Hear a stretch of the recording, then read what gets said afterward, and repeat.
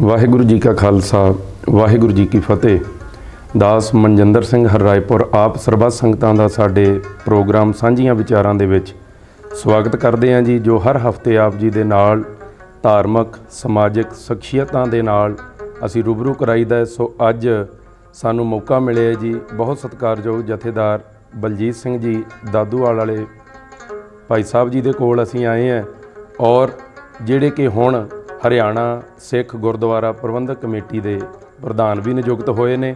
ਸੋ ਉਹਨਾਂ ਦੇ ਨਾਲ ਅੱਜ ਗੱਲਾਂ ਬਾਤਾਂ ਕਰਾਂਗੇ। ਸਭ ਤੋਂ ਪਹਿਲਾਂ ਜੀ ਆਇਆਂ ਨੂੰ ਕਹਿੰਦੇ ਬਾਬਾ ਜੀ ਵਾਹਿਗੁਰੂ ਜੀ ਕਾ ਖਾਲਸਾ ਵਾਹਿਗੁਰੂ ਜੀ ਕੀ ਫਤਿਹ। ਵਾਹਿਗੁਰੂ ਜੀ ਕਾ ਖਾਲਸਾ ਵਾਹਿਗੁਰੂ ਜੀ ਕੀ ਫਤਿਹ ਤੁਹਾਨੂੰ ਤੇ ਸਾਰੇ ਸਰੋਤਿਆਂ ਨੂੰ ਜੀ। ਸੋ ਬਾਬਾ ਜੀ ਸਾਡਾ ਪਹਿਲਾ ਸਵਾਲ ਇਹੀ ਹੈ ਕਿ ਆਪ ਥੋੜ੍ਹੇ ਜਿਹੇ ਸ਼ਾਰਟ ਦੇ ਵਿੱਚ ਹੀ ਆਪਾਂ ਗੱਲ ਕਰਾਂਗੇ ਕਿ ਆਪ ਜੀ ਦਾ ਜਨਮ, ਆਪ ਜੀ ਦੇ ਮਾਤਾ ਪਿਤਾ ਔਰ ਇਸ ਪ੍ਰਚਾਰ ਵਾਲੇ ਖੇਤਰ ਦੇ ਵਿੱਚ ਆਪ ਜੀ ਦਾ ਇੱਧਰ ਕਿਵੇਂ ਆਉਣਾ ਹੋਇਆ ਜੀ?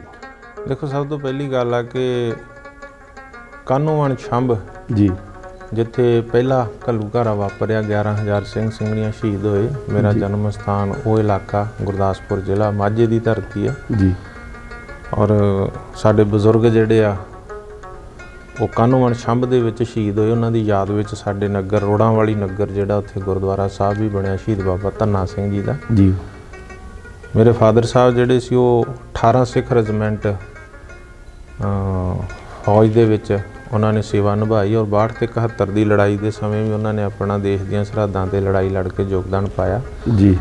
ਮੇਰੇ ਵੱਡੇ ਜੋ ਭੈਣ ਜੀ ਉਹਨਾਂ ਦਾ ਜਨਮ ਉਸ ਨਗਰ ਦਾ।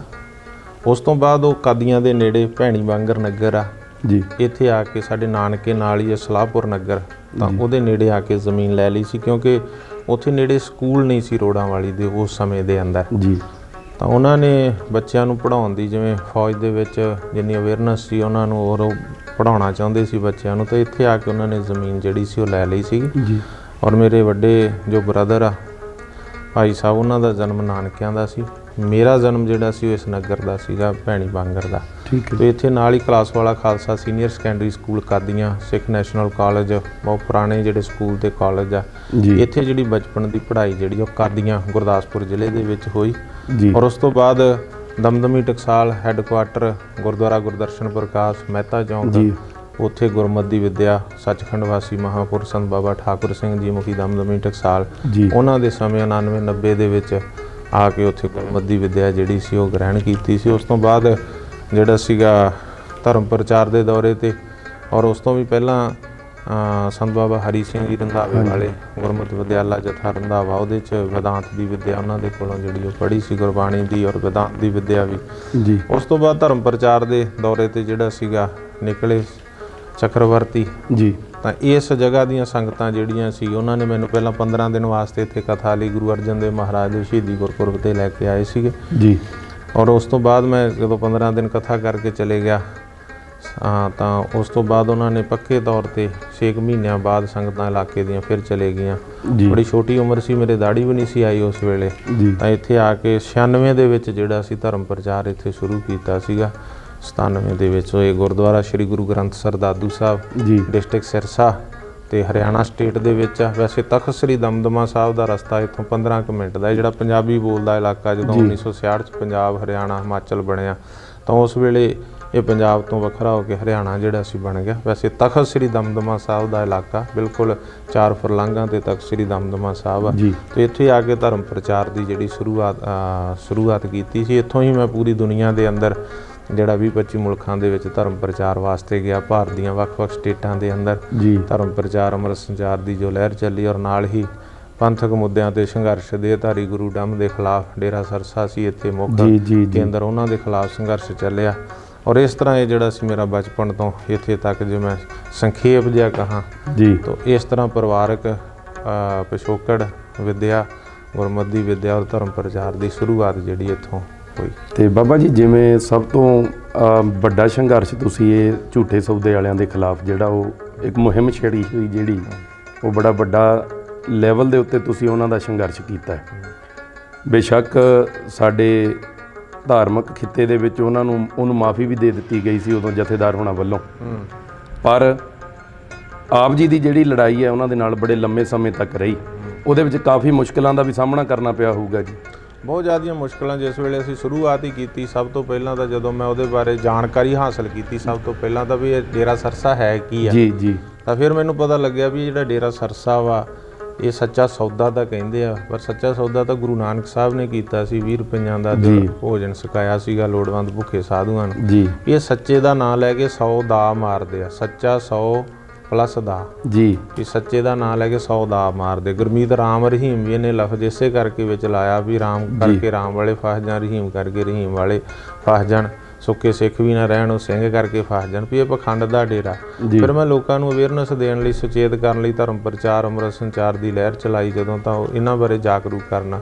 ਫਿਰ ਇਹ ਮੇਰੇ ਖਿਲਾਫ ਜਿਹੜਾ ਸੀ ਇਹਨਾਂ ਨੇ ਰੋਕਣ ਵਾਸਤੇ ਬੜੇ ਮਨਸੂਬੇ ਘੜੇ, ਮੈਨੂੰ ਜਾਨੋਂ ਮਾਰਨ ਦੇ ਮਨਸੂਬੇ ਬਹੁਤ ਘੜੇ, ਡਰਾਉਣ ਦੇ ਮਨਸੂਬੇ। ਇਹਨਾਂ ਦੀ 25 ਮੈਂਬਰੀ ਕਮੇਟੀ ਵੀ ਮੇਰੇ ਕੋਲ ਆਈ ਮੈਨੂੰ ਰੋਕਣ ਵਾਸਤੇ, ਕਿਉਂਕਿ ਇਹਨਾਂ ਦੇ ਖਿਲਾਫ ਕਿਸੇ ਨੇ ਕਦੇ ਉੱਚੀ ਸਾਹ ਹੀ ਨਹੀਂ ਸੀ ਕੱਢਿਆ। ਬਿਲਕੁਲ ਜੀ। ਇਹਨਾਂ ਦੀ ਦਹਿਸ਼ਤ ਸੀਗੀ ਕਿ ਲੱਖਾਂ ਲੋਕ ਇਹਨਾਂ ਦੇ ਡੇਰੇ ਇਕੱਠੇ ਹੁੰਦੇ ਸੀ, ਇਹਨਾਂ ਦੇ ਗਟਰ ਚੋਂ ਲਾਸ਼ਾਂ ਨਿਕਲਣੀਆਂ, ਐਤਵਾਰ ਨੂੰ ਕਿਤੇ ਕੋਈ ਮੁਕੱਦਮਾ ਨਹੀਂ ਸੀ ਦਰਜ ਹੁੰਦਾ, ਇੱਦਾਂ ਦੇ ਹਾਲਾਤ ਸੀਗੇ ਜੀ। ਇਹਨਾਂ ਖਿਲਾਫ ਬੋਲਣਾ, ਮੈਨੂੰ ਇਲਾਕੇ ਦੇ ਸੰਤ ਮਹੰਤ ਵੀ ਇਕੱਠੇ ਹੋ ਕੇ ਆਏ, ਕਹਿਣ ਲੱਗੇ ਵੀ ਤੁਹਾਡੀ ਉਮਰ ਛੋਟੀ, ਤੁਹਾਨੂੰ ਇਹਨਾਂ ਬਾਰੇ ਪਤਾ ਨਹੀਂ ਵੀ ਇਹ ਤਾਂ ਇੱਕ ਪੈਰਲਲ ਸਰਕਾਰ ਆ, 2-3 ਸਟੇਟਾਂ ਦੀਆਂ ਸਰਕਾਰਾਂ ਬਣਾਉਣ ਦੀ ਸਮਰੱਥਾ ਰੱਖਦੇ, ਤੁਸੀਂ ਇਹਨਾਂ ਨਾਲ ਪੰਗਾ ਕਿਉਂ ਲੈ ਰਹੇ ਆ ਜੀ? ਤੁਸੀਂ ਐ ਪੱਧਰੇ ਜੇ ਬੈਠੇ ਆ, ਕੋਈ ਵੱਡਾ ਸਥਾਨ ਨਹੀਂ ਆ, ਚਾਰ ਦੀਵਾਰੀ ਨਹੀਂ ਆ ਰਹਿਣ ਵਾਸਤੇ, ਕੋਈ ਤੁਹਾਡੇ ਨਾਲ ਕੋਈ ਬਹੁਤੇ ਸਿੰਘ ਨਹੀਂ ਆ। ਉਸ ਵੇਲੇ ਜੇ ਸ਼ੁਰੂਆਤ ਸੀਗੀ ਤਾਂ ਮੇਰੇ ਇੱਕੋ ਹੀ ਬੇਨਤੀ, ਮੈਂ ਕਿਹਾ ਵੀ ਜਿਹੜਾ ਇਨਕਲਾਬ ਆ ਉਹ ਕਦੇ ਰਾਜਿਆਂ ਦੇ ਮਹਿਲਾਂ ਚੋਂ ਨਹੀਂ ਉੱਠਿਆ, ਉਹ ਹਮੇਸ਼ਾ ਗਰੀਬਾਂ ਦੀਆਂ ਝੁੱਗੀਆਂ ਚੋਂ ਉੱਠਦਾ। ਬਿਲਕੁਲ। ਤਾਂ ਮੈਂ ਕਿਹਾ ਗੁਰੂ ਸਾਹਿਬ ਨੇ ਜਿਹੜੀ ਦਾਤ ਦਿੱਤੀ, ਅੱਗੇ ਜੋ ਹੋਣਾ ਪ੍ਰਮਾਤਮਾ ਵੱਲੋਂ ਜੋ ਲਿਖਿਆ ਉਹੀ ਹੋਣਾ, ਤੇ ਮੈਂ ਤਾਂ ਸੰਘਰਸ਼ ਸਟਰਗਲ ਜਿਹੜੀ ਆ ਉਹ ਕਰੂੰਗਾ, ਸੱਚ ਦੀ ਜਿਹੜੀ ਆਵਾਜ਼ ਆ ਉਹਨੂੰ ਬੁਲੰਦ ਕਰੂੰ। ਸੋ ਗੁਰੂ ਦੀ ਕਿਰਪਾ ਨਾਲ ਕੀਤੀ ਬੜੀਆਂ ਮੁਸੀਬਤਾਂ। 1998-97 'ਚ ਮੈਂ ਪ੍ਰਚਾਰ ਰੰਭਿਆ। 98 'ਚ ਇਹਨਾਂ ਨੇ ਮੈਨੂੰ ਪਹਿਲੀ ਵਾਰ ਕੋਟ ਫਤਿਹ ਗ੍ਰਿਫਤਾਰ ਕਰਵਾਤਾ ਸੀ ਤਲਵੰਡੀ ਸਾਬੋ, ਸਵੇਰ ਤੋਂ ਸ਼ਾਮ ਤੱਕ ਕੀਰਤਨ ਦਰਬਾਰ ਤੇ ਪਾਬੰਦੀ ਲਾ ਕੇ। ਬਾਦਲ ਸਰਕਾਰ ਸੀ ਉਦੋਂ ਪੰਜਾਬ ਦੇ ਵਿੱਚ, ਉਹ ਪੰਜਾਬ 'ਚ ਸਮਾਗਮ ਸੀਗਾ ਜੀ, ਕਿਉਂਕਿ ਪੰਜਾਬ ਵਿੱਚ ਵੀ ਮੈਂ ਬਹੁਤ ਸਮਾਗਮ ਕੀਤੇ, ਹਰਿਆਣੇ 'ਚ ਵੀ ਕੀਤੇ, ਵੱਖ-ਵੱਖ ਸਟੇਟਾਂ ਦੇ ਅੰਦਰ, ਚਾਹੇ ਰਾਜਸਥਾਨ ਸੀ, ਯੂਪੀ, ਉੱਤਰਾਖੰਡ, ਵੱਖ-ਵੱਖ ਥਾਵਾਂ, ਦਿੱਲੀ ਦੇ ਵਿੱਚ ਵੀ ਬਹੁਤ ਸਮਾਗਮ ਕੀਤੇ। ਤਾਂ ਇਹਨਾਂ ਨੇ ਮੈਨੂੰ ਗ੍ਰਿਫਤਾਰ ਕਰਾਤਾ ਸੀ, ਜਿਹੜਾ ਫਿਰ ਆਥਣ ਤੱਕ ਮੈਨੂੰ ਡਿਟੇਨ ਕਰਕੇ ਰੱਖਿਆ, ਆਥਣ ਨੂੰ ਰਿਹਾ ਕੀਤਾ ਸੀਗਾ। ਬਾਅਦ 'ਚ ਮੈਂ ਉਸੇ ਜਗ੍ਹਾ 'ਤੇ ਜਿਹੜੇ 2 ਸਮਾਗਮ ਕੈਂਸਲ ਹੋਏ ਸੀ 19 ਔਰ 20 ਦਸੰਬਰ 1998 ਦੇ ਜੀ, ਤੇ ਬਾਅਦ ਵਿੱਚ ਮੈਂ ਉਸੇ ਜਗ੍ਹਾ 'ਤੇ 6 ਤੇ 7 ਜਨਵਰੀ 1999 ਦੇ ਵੱਡੇ ਸਮਾਗਮ ਰੱਖਤੇ, ਜਿੱਥੇ ਪੰਥ ਦਾ ਇਕੱਠ ਹੋਇਆ, ਲੱਖਾਂ ਸੰਗਤਾਂ ਆਈਆਂ, ਧਾਰਮਿਕ ਸ਼ਖਸੀਅਤਾਂ ਆਈਆਂ ਜੀ। ਉਹਨਾਂ ਨੇ ਆਵਾਜ਼ ਬੁਲੰਦ ਕੀਤੀ ਕਿ ਸਰਸੇ ਵਾਲੇ ਇਹ ਨਾ ਸਮਝਣ ਕਿ ਬਲਜੀਤ ਸਿੰਘ ਦੀ ਉਮਰ ਛੋਟੀ ਆ ਤੇ ਅਸੀਂ ਇਹਨੂੰ ਦਬਾ ਲਵਾਂਗੇ, ਅਸੀਂ ਸਾਰਾ ਪੰਥ ਲੋਹੇ ਦੀ ਚਟਾਨ ਵਾਂਗੂ ਇਹਨਾਂ ਦੇ ਪਿੱਛੇ ਖੜੇ ਹਾਂ ਜੀ। ਤਾਂ ਫਿਰ ਇਹੋ ਜਿਹਾ ਮੋੜਾ ਇਹਨਾਂ ਨੂੰ ਦਿੱਤਾ, ਇੰਨੇ ਸਮਾਗਮ ਚੱਲੇ, ਗੁਰੂ ਦੀ ਕਿਰਪਾ ਨਾਲ ਸੰਘਰਸ਼ ਵਿੱਢਿਆ ਸੀਗਾ ਪਖੰਡ ਦੇ ਖਿਲਾਫ ਸਰਸੇ ਵਾਲੇ ਦੇ, ਪਰ ਇਹਦੀ ਮਦਦ ਤੇ ਆਇਆ ਬਾਦਲ ਪਰਿਵਾਰ, ਬਾਦਲ ਸਰਕਾਰ। ਠੀਕ ਹੈ ਜੀ। ਇਹ ਮੈਨੂੰ ਰੋਕਦਾ ਸੀ ਉਹਨਾਂ ਤੋਂ, ਤੇ ਉਹ ਮੇਰੇ ਤੇ ਮੁਕੱਦਮੇ ਪਾ ਕੇ ਮੈਨੂੰ ਜੇਲ੍ਹਾਂ 'ਚ ਡੱਕਦੇ। ਕਾਫੀ ਦੀਵਾਨਾਂ ਦੇ ਵਿੱਚ ਪੁਲਿਸ ਲੱਗਦੀ ਰਹੀ, ਹਰ ਜਗ੍ਹਾ ਦੇ ਉੱਤੇ ਹੀ ਤਕਰੀਬਨ ਰੋਕਣ ਵਾਸਤੇ ਇਸ ਤਰ੍ਹਾਂ ਦਾ ਮਾਹੌਲ ਕ੍ਰੀਏਟ ਕਰ ਦਿੰਦੇ, ਦਹਿਸ਼ਤ ਪਾ ਦਿੰਦੇ ਸੀ ਵੀ ਸੰਗਤ ਨਾ ਆਵੇ। ਪਰ ਸੰਗਤ ਵੀ ਮੇਰੇ ਨਾਲ ਜਿਹੜੇ ਸਿੰਘ ਸੀਗੇ ਜੀ, ਸੰਗਤ ਵੀ ਜਿਹੜੀ ਆਉਂਦੀ ਸੀ ਬੜੇ ਭੌਰਿਆਂ ਵਾਂਗੂ, ਜਿਵੇਂ ਪਤੰਗੇ ਸਮਾਂ ਤੇ ਜਾਂਦੇ, ਇਸ ਤਰ੍ਹਾਂ ਸੀ। ਕਦੇ ਕੋਈ ਘਬਰਾਹਟ ਨਹੀਂ ਮੰਨੀ। ਬੜੇ ਮੁਕੱਦਮੇ, ਬੜੀਆਂ ਮੁਸ਼ਕਲਾਂ। ਬਾਦਲਾਂ ਨੇ ਤਾਂ 751 ਦੀਆਂ ਜ਼ਮਾਨਤ ਵੀ ਪੰਜਾਬ 'ਚ ਨਹੀਂ ਸੀ ਹੋਣ ਦਿੰਦੇ, ਉਹ ਵੀ ਜਾ ਕੇ ਹਾਈ ਕੋਰਟ 'ਚ ਹੁੰਦੀ ਸੀ। ਠੀਕ ਹੈ ਜੀ। ਮੁਸ਼ਕਲਾਂ ਬਹੁਤ ਆਈਆਂ। ਸੰਘਰਸ਼ ਜਿਹੜਾ ਗੁਰੂ ਨੇ ਕਰ, ਬਾਅਦ ਵਿੱਚ ਤਾਂ ਜਦੋਂ 2007 'ਚ ਉਹਨੇ ਸਵਾਂਗ ਰਚਿਆ, ਉਦੋਂ ਬਾਅਦ ਤਾਂ ਹਰੇਕ ਹੀ ਉਹਦੇ ਤੇ, ਚਾਹੇ ਕੋਈ ਮਰਗ ਦਾ ਭੋਗ ਹੁੰਦਾ ਉਹਦੇ ਤੇ ਵੀ ਲੋਕ ਕਹਿੰਦੇ ਸਰਸੇ ਵਾਲਾ ਐਵੇਂ, ਸਰਸੇ ਵਾਲਾ ਐਵੇਂ, ਪਰ ਪਹਿਲਾਂ ਕੋਈ ਸਾਹ ਨਹੀਂ ਸੀ ਕੱਢਦਾ। ਬਿਲਕੁਲ। ਪਰ ਇਹ ਲੜਾਈ ਗੁਰੂ ਸਾਹਿਬ ਨੇ ਕਿਰਪਾ ਕੀਤੀ, 20 ਸਾਲ ਇਹਦੇ ਨਾਲ ਮੈਂ ਲੜਿਆ, 2007 ਤੋਂ 2017 ਤੱਕ ਜੀ। ਤੇ 2017 ਦੇ ਵਿੱਚ ਤੁਹਾਨੂੰ ਪਤਾ ਹੀ ਆ ਵੀ ਇਹ 20 ਸਾਲਾਂ ਵਾਸਤੇ ਹੀ ਅੰਦਰ ਚਲੇ ਗਿਆ ਸੀ। ਉਸ ਤੋਂ ਬਾਅਦ ਉਮਰ ਕੈਦ ਵੀ ਹੋਈ ਤੇ ਕਈ ਕੇਸ ਅਜੇ ਪੈਂਡਿੰਗ ਵੀ ਆ। ਲੰਬੀ ਲੜਾਈ ਜਿਹੜੀ ਇਹਦੇ ਨਾਲ ਲੜੀ, ਹੱਥੀਂ ਲੜਾਈ ਵੀ ਇਹਦੇ ਨਾਲ ਹੋਈ। ਘੁੱਕਿਆਂ ਵਾਲੀ 'ਚ 307 ਦੇ ਮੁਕੱਦਮੇ ਵੀ ਸਾਡੇ ਤੇ ਦਰਜ ਹੋਏ, ਪਰ ਉਹਦੇ 'ਚੋਂ ਵੀ ਅਸੀਂ ਬਾਇਜ਼ਤ ਬਰੀ ਹੋਏ। ਬਾਅਦ ਵਿੱਚ ਅੱਜ ਤੱਕ ਅਨੇਕਾਂ ਮੁਕੱਦਮਿਆਂ ਦਾ ਸਾਹਮਣਾ ਕੀਤਾ ਜੀ, ਅਨੇਕਾਂ ਵਾਰ ਜੇਲ੍ਹ ਜਾਣਾ ਪਿਆ, ਅਨੇਕਾਂ ਪਰਚੇ ਦਰਜ ਹੋਏ, ਪਰ ਗੁਰੂ ਸਾਹਿਬ ਦੀ ਕਿਰਪਾ ਨਾਲ ਚੜ੍ਹਦੀ ਕਲਾ ਦੇ ਨਾਲ ਜਿਹੜਾ ਸੰਘਰਸ਼ ਸੀਗਾ ਡੇਰੇ ਸਰਸੇ ਦੇ ਖਿਲਾਫ ਲੜਿਆ, ਤੇ ਉਹਦੇ 'ਚ ਅਸੀਂ ਸਫਲ ਵੀ ਹੋਏ। ਅੱਜ ਉਹ ਉਸੇ ਸਟੇਟ ਦੇ ਵਿੱਚ ਸੰਗਤਾਂ ਨੇ ਮੈਨੂੰ ਹਰਿਆਣਾ ਸਿੱਖ ਗੁਰਦੁਆਰਾ ਪ੍ਰਬੰਧਕ ਕਮੇਟੀ ਦਾ ਮੁੱਖ ਸੇਵਾਦਾਰ ਬਣਾ ਦਿੱਤਾ, ਸਟੇਟ ਹੈੱਡ, ਤੇ ਉਸੇ ਸਟੇਟ ਦੀ ਜੇਲ੍ਹ ਦੀਆਂ ਸਲਾਖਾਂ ਦੇ ਵਿੱਚ ਉਹ ਸਰਸੇ ਵਾਲਾ ਬੈਠਾ ਜੀ, ਜਿਹੜਾ ਮੈਨੂੰ ਪਰਚੇ ਪਾਉਂਦਾ, ਜੇਲ੍ਹਾਂ 'ਚ ਡਕਾਉਂਦਾ ਸੀ, ਅੱਜ ਉਹ ਜੇਲ੍ਹਾਂ 'ਚ ਆ ਜੀ। ਤੇ ਜਿਹੜੇ ਮੈਨੂੰ ਪਰਚੇ ਪਾ ਕੇ ਡੱਕਦੇ ਸੀ, ਅੱਜ ਉਹ ਬਾਦਲ ਕੰਧਾਂ 'ਚ ਵੱਜਦੇ ਫਿਰਦੇ। ਸਿਆਸੀ ਜ਼ਮੀਨ ਪੈਰਾਂ ਥੱਲਿਓਂ ਖਿਸਕੀ ਹੋਈ ਆ ਉਹਨਾਂ ਦੇ ਜੀ। ਕਦੇ ਸਰਕਾਰ ਸੀ, ਕਦੇ ਵਿਰੋਧੀ ਧਿਰ 'ਚ ਵੀ ਨਹੀਂ ਆਏ। ਅੱਜ ਉਹਨਾਂ ਦੇ ਹਾਲਾਤ ਕੀ ਆ, ਪੂਰਾ ਪੰਥ ਉਹਨਾਂ ਨੂੰ ਗਦਾਰਾਂ ਦੀ ਲਿਸਟ ਦੇ ਵਿੱਚ ਰੱਖ ਚੁੱਕਾ। ਸੋ ਇਸ ਤਰੀਕੇ ਨਾਲ ਜਦੋਂ ਤੁਸੀਂ ਸੱਚ ਦੀ ਲੜਾਈ ਲੜਦੇ ਆ, ਮੁਸ਼ਕਲਾਂ ਤਾਂ ਆਉਂਦੀਆਂ ਹੀ ਆ। ਬੜੀਆਂ ਮੁਸ਼ਕਲਾਂ ਦਾ ਸਾਹਮਣਾ ਕਰਕੇ ਅਸੀਂ, ਕਈ ਆਪਣੇ, ਕਈ ਬਗਾਨਿਆਂ ਦਾ ਵੀ ਵਿਰੋਧ ਸੀ, ਆਪਣਿਆਂ ਦਾ ਵੀ ਬਹੁਤ ਜੀ। ਪਰਸਨੈਲਿਟੀ ਕਲੇਸ਼ ਬਹੁਤ ਹੁੰਦਾ। ਕੋਈ ਵੀ ਕਿਸੇ ਨੂੰ ਅੱਗੇ ਵਾਧਾ ਦੇ ਕੇ ਹਮੇਸ਼ਾ ਲੋਕਾਂ ਦੀ ਇਹ ਕੋਸ਼ਿਸ਼ ਹੁੰਦੀ ਹੈ ਕਿ ਇਹਦੀ ਲਕੀਰ ਨੂੰ ਮਿਟਾ ਕੇ ਆਪਣੀ ਲਕੀਰ ਵੱਡੀ ਕਰੋ। ਬਿਲਕੁਲ ਜੀ। ਇਹ ਨਹੀਂ ਹੁੰਦਾ ਵੀ ਇਹਦੀ ਲਕੀਰ ਦੇ ਨੇੜੇ ਵੱਡੀ ਲੀਕ ਖਿੱਚੋ ਜੀ। ਮੇਰੇ ਨਾਲ ਵੀ ਇਸ ਤਰ੍ਹਾਂ ਦਾ ਬਹੁਤ ਕੁਝ ਹੋਇਆ, ਪਰ ਗੁਰੂ ਦੀ ਕਿਰਪਾ, ਪ੍ਰਮਾਤਮਾ ਦੇ ਭਰੋਸੇ ਸਾਨੂੰ ਕਿਸੇ ਤੇ ਗਿਲਾ ਨਹੀਂ ਆ, ਕਿਸੇ ਜਥੇਬੰਦੀ ਦੇ, ਕਿਸੇ ਸੰਸਥਾ, ਕਿਸੇ ਸਾਧੂ, ਕਿਸੇ ਪ੍ਰਚਾਰਕ ਤੇ ਅਸੀਂ ਕਦੇ ਗਿਲਾ ਨਹੀਂ ਕੀਤਾ ਜੀ। ਗੁਰੂ ਤੇ ਭਰੋਸਾ ਰੱਖ ਕੇ ਅਸੀਂ ਚੱਲੇ ਸੀ। ਅਸੀਂ ਕਿਸੇ ਨੂੰ ਪੁੱਛ ਕੇ ਨਹੀਂ ਸੀ ਚੱਲੇ, ਨਾ ਕਿਸੇ ਤੇ ਸਾਨੂੰ ਕੋਈ ਗਿਲਾ ਵਾ। ਗੁਰੂ ਨੇ ਕਿਰਪਾ ਕੀਤੀ, ਸੰਗਤਾਂ ਨੇ ਦੇਸ਼ ਵਿਦੇਸ਼ ਦੇ ਵਿੱਚੋਂ ਮੇਰਾ ਬਹੁਤ ਸਾਥ ਦਿੱਤਾ, ਜਿਹਦੇ ਕਰਕੇ ਅਸੀਂ ਇਸ ਡੇਰੇ ਸਰਸੇ ਵਾਲੇ ਨੂੰ ਇਹਦੇ ਅੰਜਾਮ ਤੱਕ ਪਹੁੰਚਾਉਣ 'ਚ ਸਫਲ ਹੋਏ ਕਿ ਅੱਜ ਉਹ ਜੇਲ੍ਹ ਦੀਆਂ ਸਲਾਖਾਂ ਪਿੱਛੇ ਸ਼ਾਇਦ ਹੀ ਕਾਨੂੰਨੀ ਤੌਰ ਤੇ ਤੋਂ ਬਾਹਰ ਨਹੀਂ ਆ ਸਕਦਾ, ਪੋਲੀਟੀਕਲ ਤੌਰ ਤੇ ਉਹਨੂੰ ਬਾਹਰ ਕੱਢਣ ਦੀਆਂ ਕੋਸ਼ਿਸ਼ਾਂ ਚੱਲਦੀਆਂ ਰਹਿੰਦੀਆਂ। ਦੇਖੋ ਉਹ ਸਫਲ ਹੁੰਦੇ ਆ ਕਿ ਨਹੀਂ। ਗੁਰੂ ਸਾਹਿਬ ਕਿਰਪਾ ਕਰਨ ਕਿ ਜਿਹੜਾ ਗੁਰੂ ਪੰਥ ਦਾ ਦੋਖੀ ਆ, ਗੁਰੂ ਸਾਹਿਬ ਦਾ ਸਵਾਂਗ ਰਚਣ ਵਾਲਾ, ਉਹਦੀਆਂ ਹੱਡੀਆਂ ਵੀ ਜੇਲ੍ਹ ਦੀਆਂ ਸਲਾਖਾਂ ਪਿੱਛੇ ਹੀ ਸੜਨੀਆਂ ਚਾਹੀਦੀਆਂ। ਤੇ ਬਾਬਾ ਜਿਹੜਾ ਆਪਣੇ ਥੋੜਾ ਸਮਾਂ ਪਹਿਲਾਂ ਪਿਛਲੇ ਸਾਲਾਂ ਦੇ ਵਿੱਚ ਬਰਗਾੜੀ ਦਾ ਮੋਰਚਾ ਆਪਾਂ ਲਾਇਆ, ਜਿਹਦੇ ਵਿੱਚ ਹਜ਼ਾਰਾਂ ਨਹੀਂ ਲੱਖਾਂ ਸੰਗਤਾਂ ਨੇ ਸ਼ਿਰਕਤ ਕੀਤੀ, ਪ੍ਰਚਾਰਕਾਂ ਨੇ, ਮਹਾਂਪੁਰਸ਼ਾਂ ਨੇ, ਸਾਰਿਆਂ ਨੇ, ਸੰਪਰਦਾਵਾਂ ਨੇ। ਔਰ ਪਰ ਇਹ ਵੀ ਪ੍ਰਚਾਰਿਆ ਗਿਆ ਵੀ ਉਹ ਜਿਹੜਾ ਧਰਨਾ ਲੱਗਾ ਆ, ਬਰਗਾੜੀ ਦਾ ਮੋਰਚਾ ਲੱਗਾ ਜਿਹੜਾ, ਬਈ ਉਹ ਇੱਕ ਕਾਂਗਰਸ ਸਰਕਾਰ ਦੀ ਸ਼ਹਿ ਦੇ ਉੱਤੇ ਲੱਗਾ ਹੋਇਆ ਜੀ। ਇਸ ਵਿੱਚ ਕਿੰਨੀ ਕੁ ਸੱਚਾਈ ਬਾਬਾ ਜੀ? ਦੇਖੋ ਪਹਿਲੀ ਗੱਲ ਤਾਂ ਇਹ ਆ ਭਾਈ ਸਾਹਿਬ ਕਿ ਜਿਹੜਾ ਮੋਰਚਾ ਸੀ ਜਦੋਂ ਲੱਗਿਆ ਸੀਗਾ ਜੀ, ਕਾਂਗਰਸ ਤਾਂ ਉਹਨੂੰ ਉਠਾਉਣ ਆ ਗਈ ਸੀ ਪਹਿਲੇ ਦਿਨ ਹੀ, ਜਦੋਂ ਅਸੀਂ ਲਾਇਆ ਸੀਗਾ। ਲਾਉਣ ਤੋਂ ਪਹਿਲਾਂ ਮੇਰੀ ਤੇ ਜਥੇਦਾਰ ਮੰਡ ਸਾਹਿਬ ਦੀ ਸਲਾਹ ਹੀ, ਜਥੇਦਾਰ ਅਜਨਾਲਾ ਸਾਹਿਬ ਉਹ ਵੀ ਯੂਪੀ 'ਚ ਸੀਗੇ ਜੀ। ਜਥੇਬੰਦੀਆਂ ਵੀ ਮੌਕੇ ਤੇ ਮੇਰੇ ਸਹੁਰਿਆਂ ਦੇ ਘਰ ਮੀਟਿੰਗ ਸੀ ਇੱਕ ਦਿਨ ਪਹਿਲਾਂ, ਜਦੋਂ ਉਹ ਇਕੱਠ ਸੱਦਿਆ ਸੀ। ਉਹ ਇਕੱਠ ਸੱਦਣ ਵਾਸਤੇ ਵੀ ਪਹਿਲਾਂ ਭਾਈ ਗੁਰਬਖਸ਼ ਸਿੰਘ ਜਦੋਂ ਚੜ੍ਹਾਈ ਕੀਤੇ ਆ, ਉਹਨਾਂ ਦਾ ਜਿਹੜਾ ਲਖਨੌਰ ਸਾਹਿਬ ਸਮਾਗਮ ਹੋਇਆ ਉੱਥੇ ਐਲਾਨ ਹੋਇਆ। ਉਸ ਤੋਂ ਬਾਅਦ ਜਿਹੜਾ ਸੀਗਾ ਵਿਸਾਖੀ ਤੇ ਪੰਥਕ ਇਕੱਠ ਹੋਇਆ, ਉੱਥੇ ਐਲਾਨ ਹੋਇਆ। ਫਿਰ ਜਾ ਕੇ ਬਰਗਾੜੀ ਦੇ ਮੋਰਚਾ ਜਿਹੜਾ ਸੀ, ਉਹ ਕਿਸੇ ਨੂੰ ਨਹੀਂ ਸੀ ਪਤਾ ਵੀ ਇੱਥੇ ਕੀ ਹੋਣਾ। ਜਥੇਦਾਰ ਮੰਡ ਸਾਹਿਬ ਤੇ ਮੈਨੂੰ ਪਤਾ ਸੀਗਾ ਵੀ ਇੱਥੇ ਆਹ ਪ੍ਰੋਗਰਾਮ ਦਿੱਤਾ ਜਾਣਾ। ਪ੍ਰੋਗਰਾਮ ਦਿੱਤਾ ਗਿਆ, ਪਹਿਲੇ ਦਿਨ ਹੀ DC SSP ਉਠਾਉਣ ਆ ਗਏ ਸੀ, ਦੂਜੇ ਦਿਨ IG ਆ ਗਿਆ, ਤੀਜੇ ਦਿਨ ਕੈਬਨਿਟ ਮਿਨਿਸਟਰ ਬਾਜਵਾ ਸਾਹਿਬ ਆ ਗਏ ਜੀ ਉੱਥੇ। ਪਰ ਅਸੀਂ ਜਿਹੜਾ ਸੀ ਟਸ ਤੋਂ ਮਸ ਨਹੀਂ, ਅਸੀਂ ਆਪਣਾ ਮੋਰਚਾ ਜਿਹੜਾ ਸੀ ਉਹ ਜਾਰੀ ਰੱਖਿਆ ਜੀ। ਫਿਰ 6 ਤਰੀਕ ਨੂੰ ਮੁੱਖ ਮੰਤਰੀ ਸਾਹਿਬ ਨਾਲ ਮੀਟਿੰਗ ਹੋਈ, ਉਹਨਾਂ ਨੇ ਸਿੱਟ ਨੂੰ ਆਕਸੀਜਨ ਦਿੱਤੀ। ਸਿੱਟ ਨੇ 9 ਜੂਨ ਨੂੰ ਜਾ ਕੇ ਦੋਸ਼ੀ ਮਹਿੰਦਰਪਾਲ ਬਿੱਟੂ ਫੜ ਲਿਆਂਦਾ।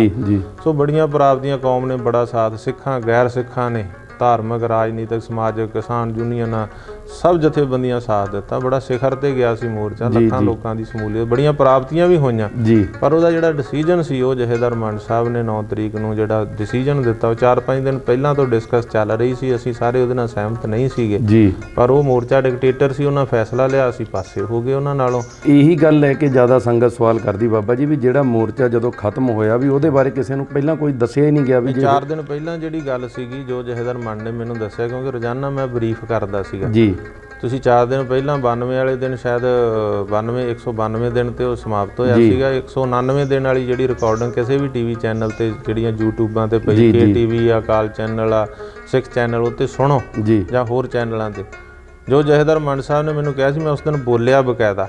199 ਦਿਨ ਵਾਲੀ ਮੇਰੀ ਜਿਹੜੀ ਸਪੀਚ ਸੰਗਤਾਂ ਦਾ ਧੰਨਵਾਦ ਆ ਬਰਗਾੜੀ ਮੋਰਚੇ ਦਾ, ਸੁਣੋ। ਮੈਂ ਉਹਦੇ 'ਚ ਬੋਲਿਆ ਸੀ ਕਿ ਮੈਨੂੰ ਜਥੇਦਾਰ ਮੰਡ ਸਾਹਿਬ ਨੇ ਦੱਸਿਆ, ਮੈਂ ਉਹਨਾਂ ਦੇ ਬਿਹਾਫ ਤੇ ਤੁਹਾਨੂੰ ਜਾਣਕਾਰੀ ਦੇ ਰਿਹਾ ਜੀ ਕਿ 9 ਤਰੀਕ ਨੂੰ ਇੱਥੇ ਸਰਕਾਰ ਆਊਗੀ, ਸਰਕਾਰ ਦੇ ਮੰਤਰੀ ਆਉਣਗੇ, ਉਹ ਮੋਰਚੇ ਦੀਆਂ ਮੰਗਾਂ ਬਾਰੇ ਐਲਾਨ ਕਰਨਗੇ। ਮੋਰਚੇ ਦੀ ਅਗਲੀ ਰੂਪ ਰੇਖਾ ਦਾ ਐਲਾਨ 9 ਤਰੀਕ ਨੂੰ ਹੋਊਗਾ। ਇਹ ਜਥੇਦਾਰ ਮੰਡ ਸਾਹਿਬ ਨੇ ਮੈਨੂੰ ਦੱਸਿਆ, ਉਹਨਾਂ ਦੇ ਬਿਹਾਫ ਤੇ ਮੈਂ ਬੋਲਿਆ ਸੀਗਾ।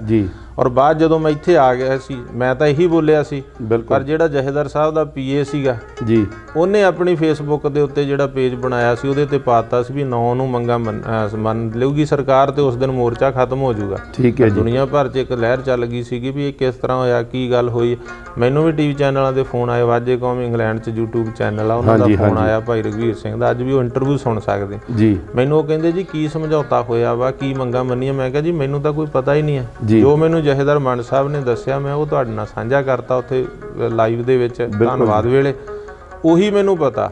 ਹੁਣ ਕੀ ਸਮਝੌਤਾ ਹੋਇਆ, ਕੀ ਮੰਗਾਂ ਮੰਨੀਆਂ, ਤਾਂ ਜਥੇਦਾਰ ਮੰਡ ਸਾਹਿਬ ਦੱਸ ਸਕਦੇ ਆ ਜੀ। ਮੇਰੀ ਗੱਲਬਾਤ ਨਹੀਂ ਇਸ ਬਾਰੇ ਹੋਈ, ਮੈਂ 4 ਦਿਨ ਪਹਿਲਾਂ ਸਪਸ਼ਟ ਕਰ ਦਿੱਤਾ ਸੀਗਾ। 199 ਦਿਨ ਵਾਲੀ ਮੇਰੀ ਸਪੀਚ ਸੁਣੋ।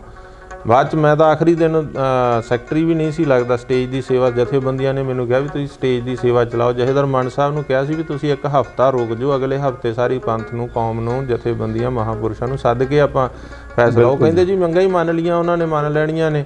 ਤੇ ਮੈਂ ਅਨਾਉਂਸ ਕਰ ਦੇਣਾ। ਅਸੀਂ ਕਿਹਾ ਚਲੋ ਮੰਗਾਂ ਵਾਸਤੇ ਹੀ ਮੋਰਚਾ ਲਾਇਆ, ਜੇ ਮੰਗਾਂ ਮੰਨ ਲੈਣ ਸਾਨੂੰ ਵੀ ਇਤਰਾਜ਼ ਨਹੀਂ। ਬਿਲਕੁਲ ਜੀ। ਪਰ ਉਹ ਮੰਗਾਂ ਮੰਨਣ ਦਾ ਐਲਾਨ ਸੀਗਾ, ਮੰਨੀਆਂ ਜਿਹੜੀਆਂ ਸੀ ਉਸ ਰੂਪ ਨਾਲ ਨਹੀਂ ਗਈਆਂ। ਭਾਵੇਂ ਬਰਗਾੜੀ ਦਾ ਇਨਸਾਫ ਮੋਰਚਾ ਬਹੁਤ ਸਾਰੀਆਂ ਪ੍ਰਾਪਤੀਆਂ ਕਰ ਗਿਆ ਜੀ, ਪਰ ਜਿਹੜਾ ਉਹਦਾ ਐਂਡ ਸੀ, ਡਿਸੀਜਨ ਸੀਗਾ, ਜਿਹੜਾ ਸਮ ਅਪ ਸੀਗਾ, ਵਾਈਂਡ ਅਪ ਹੋਇਆ, ਉਹ ਨਿਰਾਸ਼ਾਜਨਕ ਸੀਗਾ। ਤਾਂ ਹੀ ਮੈਂ ਜਥੇਦਾਰ ਮਾਨ ਸਾਹਿਬ ਨੂੰ ਕਿਹਾ, ਕਿਉਂਕਿ ਉਹ ਹਮੇਸ਼ਾ ਆਪਣੀ ਸਪੀਚ 'ਚ ਕਹਿੰਦੇ ਹੁੰਦੇ ਸੀਗੇ ਕਿ ਮੈਂ ਮੋਰਚਾ ਜਿੱਤ ਕੇ ਲਾਇਆ, ਮੇਰਾ ਮੋਰਚਾ ਜੀ, ਤੇ ਮੈਂ ਜਿੱਤ ਕੇ ਲਾਇਆ। ਤੇ ਮੈਂ ਉਹਨਾਂ ਨੂੰ ਕਿਹਾ ਸੀ, ਜਥੇਦਾਰ ਸਾਹਿਬ ਤੁਸੀਂ ਕਹਿੰਦੇ ਮੈਂ ਜਿੱਤ ਕੇ ਲਾਇਆ, ਪਰ ਮੈਂ ਤੁਹਾਨੂੰ ਕਹਿੰਦਾ ਤੁਸੀਂ ਜਿੱਤ ਕੇ ਲਾਇਆ, ਹਾਰ ਕੇ ਉੱਠੇ ਹੋ ਜੀ। ਵੀ ਜੇ ਤੁਸੀਂ ਇਦਾਂ ਨਾ ਉੱਠਦੇ, ਕੀ ਮਜਬੂਰੀ ਸੀ? ਉਹਨਾਂ 3 ਸਵਾਲ ਉਹਨਾਂ ਦੇ ਸਾਹਮਣੇ ਅੱਜ ਵੀ ਮੇਰੇ ਪਏ ਆ ਕਿ ਤੁਹਾਨੂੰ ਮੋਰਚਾ ਚੁੱਕਣ ਦੀ ਮਜਬੂਰੀ ਕੀ ਸੀ ਜੀ, ਕਾਹਲੀ ਕੀ ਸੀ, ਜਾਂ ਤੁਹਾਡਾ ਸਮਝੌਤਾ ਕੀ ਹੋਇਆ, ਦੱਸੋ। ਮੈਂ ਤਾਂ ਹੁਣ ਵੀ ਕਈ ਸਟੇਟਮੈਂਟਾਂ 'ਚ ਕਿਹਾ ਵੀ ਤੁਸੀਂ ਕਹਿੰਦੇ ਸੀ ਕੈਪਟਨ ਸਾਹਿਬ ਨੇ, ਮੁੱਖ ਮੰਤਰੀ ਨੇ ਮੰਗਾਂ ਮੰਨ ਲੀਆਂ ਜੀ, ਉਹਨਾਂ ਨੇ ਤਾਂ ਮੰਨੀਆਂ ਨਹੀਂ ਉਹ ਸਾਰੀਆਂ। ਤੁਸੀਂ ਜਾ ਕੇ ਮਹਿਲਾਂ ਮੂਹਰੇ ਧਰਨਾ ਲਾਓ ਉਹਨਾਂ ਨੂੰ ਕਹੋ ਵੀ ਜਿਹੜੇ ਵਾਅਦੇ ਕੀਤੇ ਸੀਗੇ, ਕਿਉਂਕਿ ਜੇ ਮੇਰੇ ਨਾਲ ਵਾਅਦੇ ਕੀਤੇ ਹੁੰਦੇ ਤਾਂ ਮੈਂ ਲਾਉਂਦਾ। ਬਿਲਕੁਲ ਜੀ। ਵਾਅਦੇ ਜਥੇਦਾਰ ਮਾਨ ਸਾਹਿਬ ਨਾਲ ਹੋਏ ਸੀਗੇ, ਡਿਸੀਜਨ ਉਹਨਾਂ ਨੇ ਲਿਆ ਜੀ, ਤੇ ਉਹ ਜਾ ਕੇ ਉੱਥੇ ਧਰਨਾ ਲਾਉਣ ਮੋਤੀ ਮਹਿਲ ਦੇ ਸਾਹਮਣੇ, ਪੁੱਛਣ ਵੀ ਕੈਪਟਨ ਸਾਹਿਬ ਕਿਉਂ ਨਹੀਂ ਮੰਗਾਂ ਮੰਨੀਆਂ। ਬਾਕੀ ਜੇ ਪੈਸੇ ਦੀ ਵੀ ਕੋਈ ਹਿਸਾਬ ਕਿਤਾਬ ਵੀ ਉੱਥੇ ਪੈਸਾ ਵੜਾਇਆ ਜੀ ਬਰਗਾੜੀ, ਉਹ ਵੀ ਜਥੇਦਾਰ ਮਾਨ ਸਾਹਿਬ ਕੋਲੇ ਰਜਿਸਟਰ ਤੇ ਨੋਟ ਆ, ਜਿਹਨੇ ਜੋ ਦਿੱਤਾ ਉਹ ਕਹਿੰਦੇ ਆ ਮੇਰੇ ਕੋਲ ਆ ਕੇ ਹਿਸਾਬ ਲੈ ਲਓ। ਨਾ ਅਸੀਂ 10 ਰੁਪਈਏ ਉੱਥੋਂ ਲਏ ਆ, ਨਾ ਅਸੀਂ 10 ਰੁਪਈਆਂ ਦੇ ਰਵਾਂਦਾਰ ਆ। ਇਹ ਜਥੇਦਾਰ ਮੰਡ ਸਾਹਿਬ ਵੀ ਅਖੀਰਲੇ ਦਿਨ ਬੋਲ ਗਏ ਸੀ ਵੀ ਨਾ ਇੱਥੋਂ ਜਥੇਦਾਰ ਅਜਨਾਲਾ ਸਾਹਿਬ ਨੇ ਜਾਂ ਦਾਦੂਵਾਲ ਜਾਂ ਜਥੇਬੰਦੀਆਂ ਨੇ ਇੱਥੋਂ 10 ਰੁਪਈਏ ਨਹੀਂ ਲਏ।